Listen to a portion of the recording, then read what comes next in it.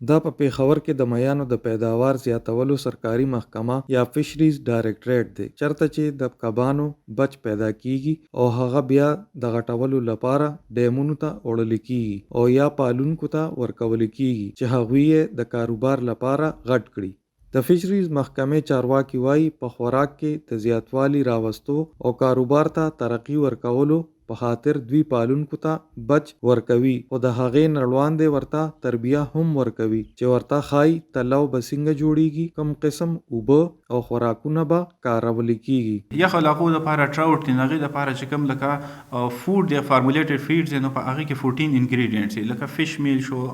بون میل شو، بلډ میل شو، رایس بران شو، ویټامین سی، نو داسې ویټامین سی پریمکس شو پکې،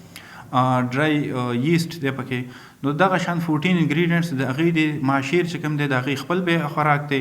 دلته چې کوم میان دي هغه لکه میجارټي کارپ فش سپیشیز دي، د ګرمو اوبو والا میان دي، او موږ پېښور کې په بنو کې، کوهاټ کې، ډیخان کې چې کوم د موږ د صوبې سنټرل ډسټرکټ دي او صدرن ډسټرکټ دي، نو په دې کې ټوټل هم د ګرم اوبو والا میان دي، نو د دې به خپل خوراک دی. نو په هغې کې زیاتر چې کوم دی موږ د رایس بران او ویټ بران او سره د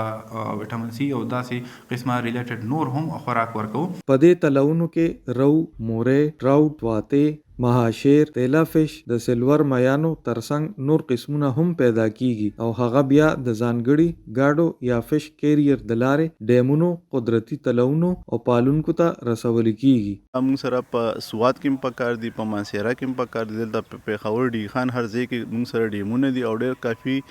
پروډکشن د هغې نه کوو موږ او په لیز باندې ورکو او سټاکینګ موږ په لکاو کوو. نو موږ ته د دې ډېر زیات ضرورت دی د دې ګاډو، نو دا ریسنټلی به موږ نور هم پرچیز کوو. دې کې خپل اکسیجنیشن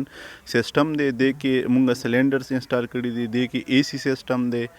د محکمې چارواکي وایي که څوک د میانو ساتل غواړي نو د هغې 50% پورې خرچ ورسره حکومت مني، چې مقصد یې د میانو پیداوار زیاتول او معاش ته وده ورکول دي. تالاب چې څوک جوړول غواړي نو هغې ته ګورنمنټ اف خیبر پښتونخوا د ترقیاتي بجټ نه 50% سبسیډي ورکوي، او مقصد د دې دواړو سبسیډي دا دی چې خلکو ته روزګار فراهم شي، خلک دې طرف ته راشي. نو یو خوا به د پاکستان د پاره خوراک کې فراهمي یقیني شي او بل طرف ته به خلکو ته روزګار فراهم شي. د څېړونکو د وینا تر مخه په دې فارم کې تر 15 لکو پورې د مختلفو میانو بیلو قسمونو بچ پیدا کیږي او په دې کې تر ټولو نه زیات ګټور میان ټراوټ دي او دا په یخو اوبو کې ساتل کیږي. ملک وقاص، وایس اف امریکا، ډیو نیوز، پیښور.